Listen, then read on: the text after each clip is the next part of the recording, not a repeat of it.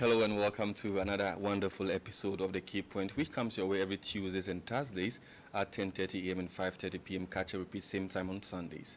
On this very wonderful episode, Odyssey, impacting communities and changing the world, it represents a physical and transformative journey where a group of people, an individual, decide or choose to make an impact in every community. To help me discuss this topic, I have two very wonderful guests. I have Mr. Naki Gagulo, who is an entrepreneur and a culture and fashion enthusiast. You can see clearly from his dressing that he represents where he's come from. And Miss or Mrs., which one am I going with? It's Miss. Miss Lisa Simon Rajaram. Yes. I'm glad I mentioned it well. Who is a marketing professional with, years of experience and also an avid explorer. So I will start off with her. Tell us a bit more about yourself. Well, first of all, thank you for having me. I come from a very small but mighty country, island, Jamaica. So big up to all of the Jamaicans here and reconnecting with Africa and abroad. I have been working in marketing over 15 years. I have been to this is my 36th country and my 7th time on the continent, and Togo is my 5th country in Africa. I have been working in a space that I manage marketing campaigns in corporate and consumer brands, nonprofits and government. And then in the last several years, I've actually been working on tourism and hospitality. And from working on tourism and hospitality, I've gotten a chance to see a lot of the world and understand how they market to people to come to the country and how they tell their story. And as an avid storyteller myself, it fills me to visit different countries to see the way that people tell their stories and how they experience it. Okay. Thank you very much, and I'm glad you were able to honor this invitation. So, Mr. Naki, tell us globally what you do and who is Mr. Naki? Well, Jerry, thank you for the invitation. Naki is born Togolese, raised in Togo and also other countries. And I left my country 15 years ago, and I've been living in different European countries. And right now I settled in Portugal for the last 10 years. And in Portugal, I'm a real estate broker. I work as a tour guide on the history of African people, the history of Portugal actually related to Africa and through slavery and colonialism. And I also, I'm also into fashion, and I like traveling. Right now, since I'm settled in Portugal, I don't have a lot of opportunity to travel because I'm with my daughter and my children, I would say my 2 kids. So yeah, I don't have a lot of time to travel, but I always think about like coming back to my country every year because this is where I found my roots, and this is why I resource myself, after working 10 or 11 months in Portugal. It's important like to come back to the source. So that's why I choose every year to come to Togo, and at the same time giving this opportunity also to bring people or people who want to know more about Togo as well as a country that is not really known touristically. So I take this opportunity to bring people and those who really want to, and then come and then have a time together here. Well, I'm hoping that I'll be able to learn from both of you and also emerge into traveling. I've probably gone to just 4 countries in Africa and 1 outside, so I think I have a lot more to learn from you. So definitely you have been on this tour or this bringing people back for time. So I'll start with Miss Lisa.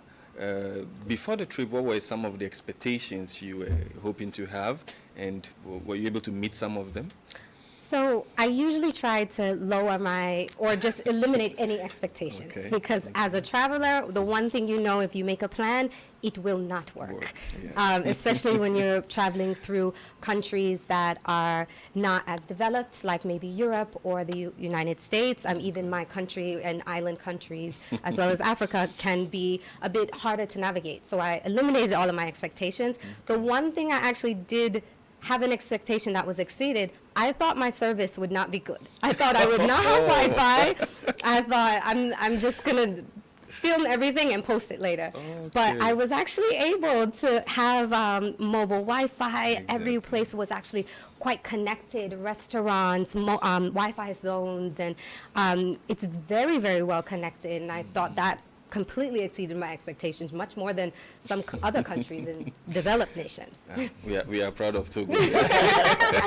So the same question for you. I mean, you've done this several times, but I probably believe each trip has some expectations and some that may not be able to meet.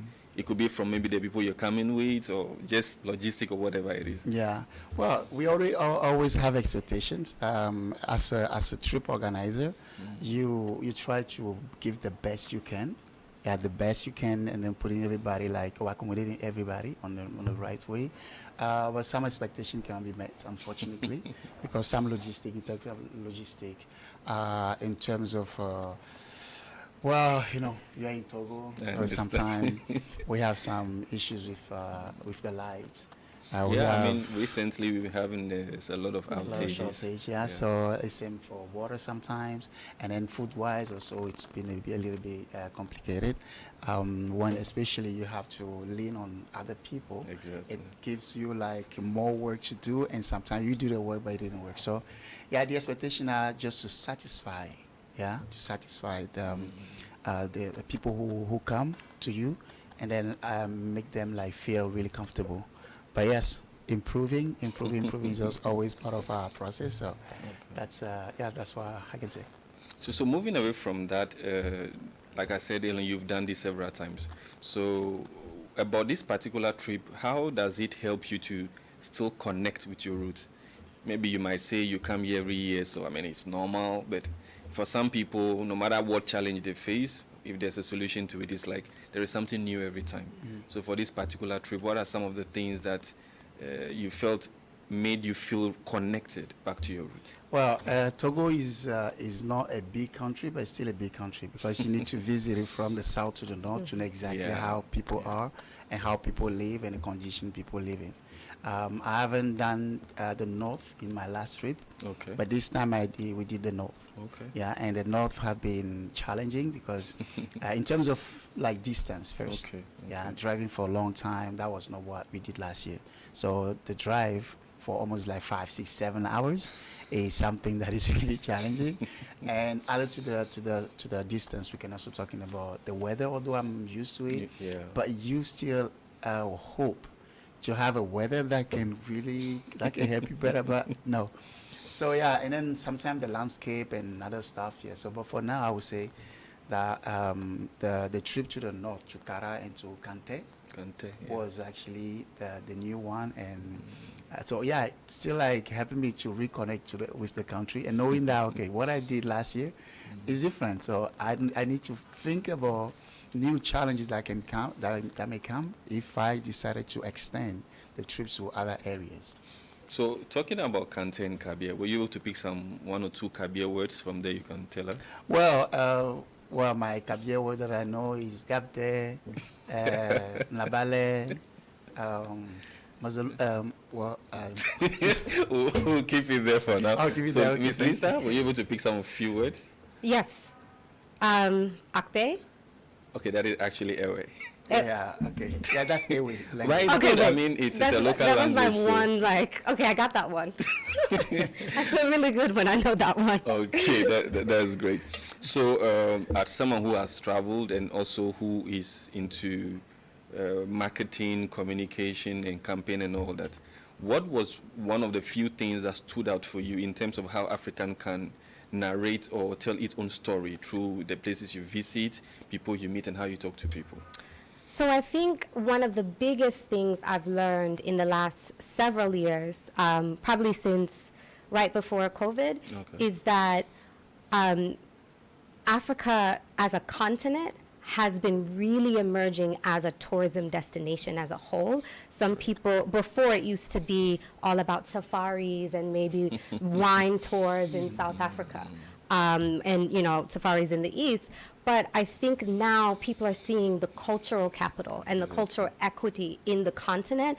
And having things like Beyond the Return in Ghana, in Accra, and Deti December, and people going, I actually spent 6 weeks in Ghana, just because everyone said, you have to go to Ghana, because it's a vibe, it's connecting with your people. The amount of Jamaican flags I saw in Ghana, I was like, my home? They are fun. Yeah, I thought I felt like I was at home. And I think what the beauty and the storytelling in Africa right now is that it is not a monolith. It is not about just safaris. It is not about wine tours. And it's not about just parties. It is about the people and the cultures and community and reconnecting with community.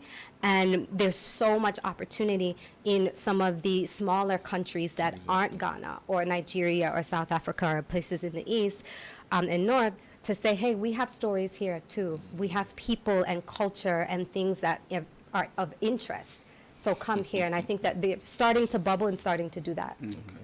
I can feel the excitement you're having. I can talk like this all day. I love marketing and I love traveling. So what is that key moment or that powerful moment you had with, maybe there was this food you ate or this person you spoke with, or there's a particular place you visited that had a very big impact on you? Yeah, so I'll tell you, when we traveled before we went to the north, we first went to the west, I believe. Yeah. It was a very long journey. And Naki said we're going hiking, and then I got there and I realized I was climbing a mountain. And I was like, you didn't tell me I was climbing a mountain today. I actually saw the video though. I climbed a mountain at 7 in the morning. So that experience drained me. I was so exhausted from the drive and that, and then we went to a waterfall, and there was also some more climbing as well for the waterfall. And so the full day I was exhausted. And then we arrived in Adita, in this village that housed some orphans and children in need in the community. And when I walked in, it felt like a hug. It felt like just the warmth and the energy of the children and the leader there and everyone around just felt like a community that you want to be a part of. Exactly. And I was exhausted, so I did sleep for a bit. But when I woke up to the sounds of drumming. Okay. So after a nap, I really woke up to the sounds of drumming, and I went outside, and the kids were practicing their dancing and drumming, and I stayed there. They taught me how to dance, and I am not a big dancer, so I probably look crazy, but just learning how they perform and how they take pride in it felt so good. And the young daughter, Saram, she made me egusi. I eat a lot of plants, and I know that's a Nigerian food, but she made that for me for dinner, and it was so lovely. And just having the hospitality there was the best feeling, and probably one of the biggest highlights of my experience. I'm glad Togo is giving you all of this excitement, So, Mr. Naki, the same question. Definitely you had a moment where, apart from the long drives that we all agree was not very easy, what are some of those moments you also had? Well, I'm still thinking about that. But I would say maybe since it was the first time for me to go to Kante, to go to the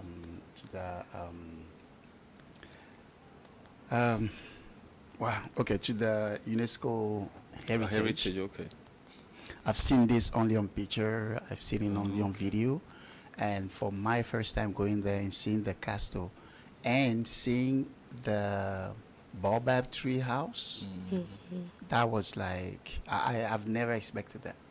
And then the people also of the village, my first time. I just saw them. I'm like, wow, this is on poster, not like in live, So I experienced that, and I really like the houses, the little houses, and how people can use the intelligence and build something like that in such an area, like away from modernity, technology. So I think it's one of my discovery during this trip. That's great. Hearing good things about Togo makes me proud, or makes all Africans proud. So I'm very glad you both had that experience. So definitely coming to you as an expert in terms of marketing and all that. Sometimes it is not easy to convince people to come, or even if you tell them to come. The first episode we did, or the edition we did, it was more or less about overlooking destinations that people don't really pay attention to. As you said, Togo might not be a big country, or they might not be the ones we hear often of. So what strategies do you think could be used to draw in people so that Africa's history and heritage and culture can be projected more positively, if I can use the word, to the global audience? I think there's a very strategic thing that can be done, and it's really about connecting with the neighboring countries and trying to piggyback off of some of that traction. You have Accra that is drivable from here, and you're seeing hundreds of thousands of returning Ghanaians and people from across the diaspora in the UK or Canada and the US coming there every December. And imagine if they take a quick road trip to Togo. Exactly. It's not quick, but it's doable, right? It's doable. And saying that we want to add on to our trip for a weekend, excuse me, just to see what it is like, right? And if possible, if the ministers of tourism can work together, or the government, or whoever the powers may be, can work together to create some kind of partnership that would benefit both economically, I think that's a great start.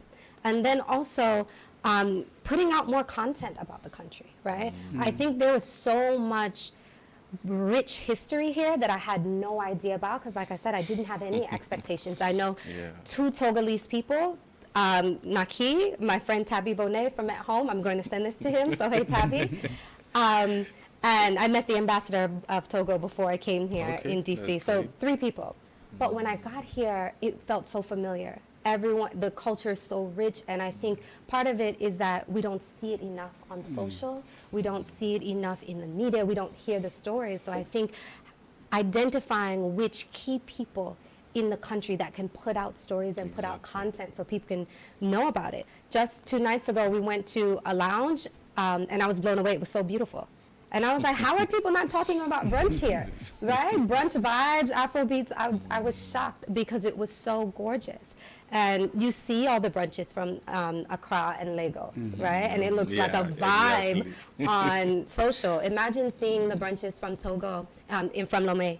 Like, it is probably on par with some of the beautiful spaces I've seen there. And I think that would really help.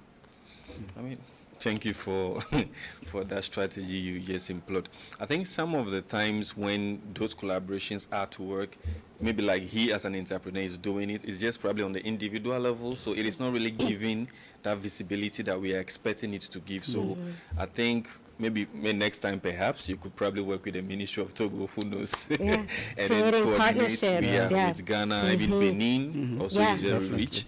We can do that. So definitely my next question will be to you with regards to, from what she said and from the experience you've had, how do you think we can make the younger generation or the diaspora much more interested in coming back to their roots, in exploring places maybe beyond their country of origin?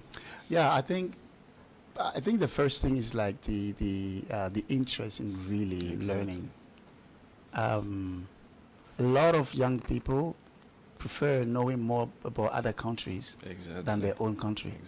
Yeah, so we're more interested in like traveling, for example, to Japan. You're free to go to Japan. You're free to go to Dubai or whatever. That's fine. But who's going to tell the history of your country if you don't tell it? So we need to love our country first. Yeah, you love your country. You learn the history of your country, and then you can spread the news to people outside. The first thing is that. Well, I respect everyone's choice. Like, sure. If you want to travel to whatever, that's fine. But I always say it to myself, like, if I don't know my country, I don't know what I'm going to tell people. Exactly. From the moment I know my country, I can learn from other countries. If I don't know from my country, nobody's going to tell that. So I think that's a positive mindset I think everyone should have, actually. That's the first thing, you know. So, like honestly, being in New York, and you're going to find a lot of Portuguese people will be traveling from the south from Lisbon to Algarve region. They know all Algarve region. They can go from Lisbon to Porto, Lisbon, Aveiro, Lisbon, wherever. So they know the countries. Although flight ticket from Lisbon to Paris is maybe 80 euros or 50 euros. They can do the same. But many of them would prefer like to go to the south, stay there.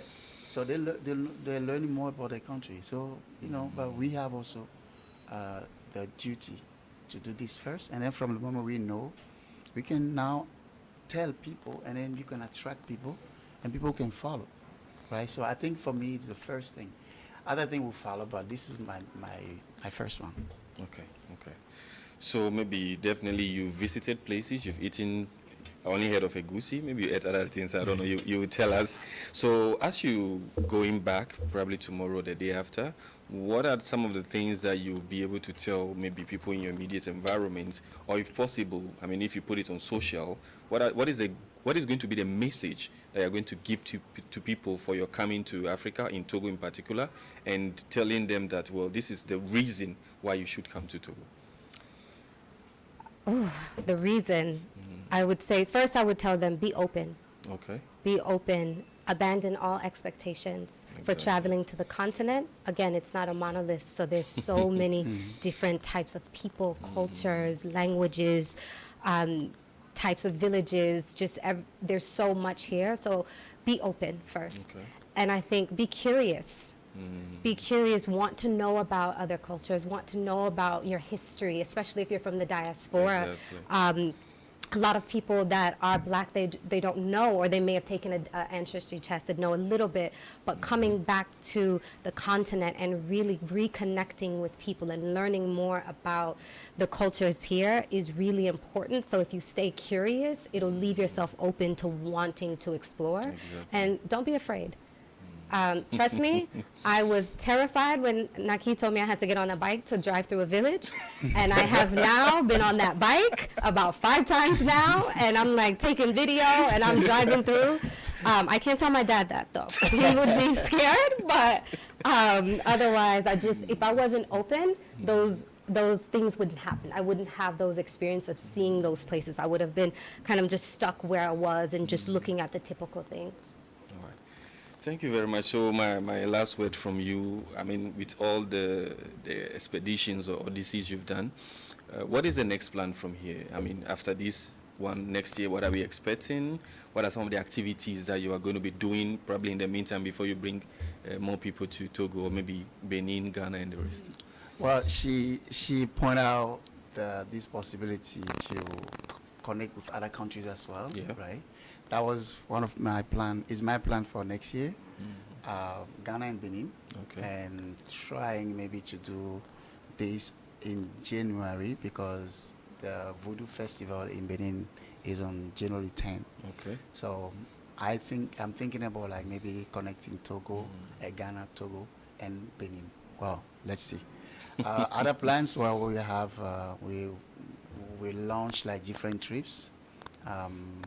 The next trip will be Brazil, Bahia, in April, end of April, beginning of May, and then another trip to Kenya in September, and the last trip of the year, or maybe not, the last trip will be in Cape Verde.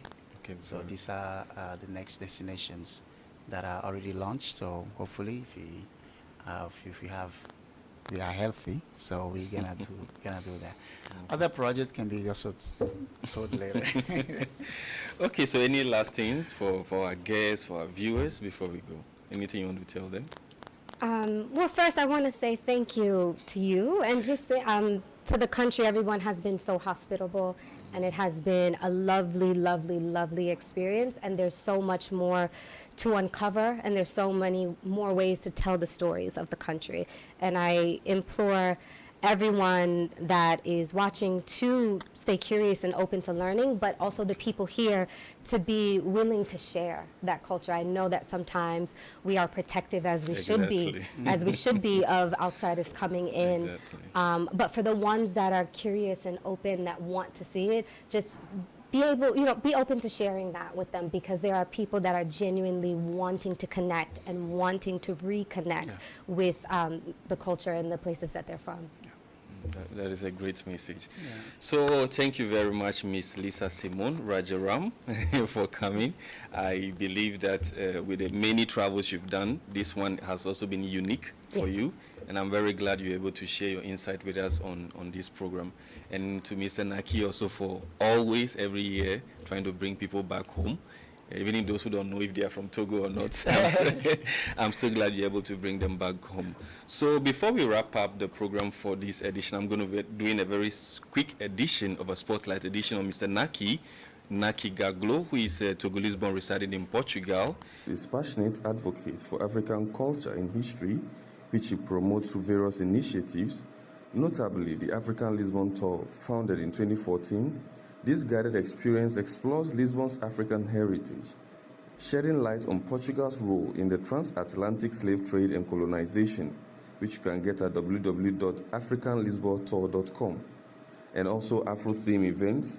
Naki organizes Afrocentric parties and events, fostering cultural exchange and celebration within the community. You can check the ID handles Afro Roots Journeys, where he arranges trips to Africa and its diaspora, offering participants an immersive experience into the continent's rich cultures and histories. You can get that also at www.afrorootsjourneys.com. Another one is the Sikoffa brand. And as an African fashion enthusiast, Naki supports and promotes African fashion through the Sikoffa brand, which you can equally find at www.sikoffa.com. After we go for this end of the program, some videos will be coming in, so you see when our guest was climbing the mountains and all that.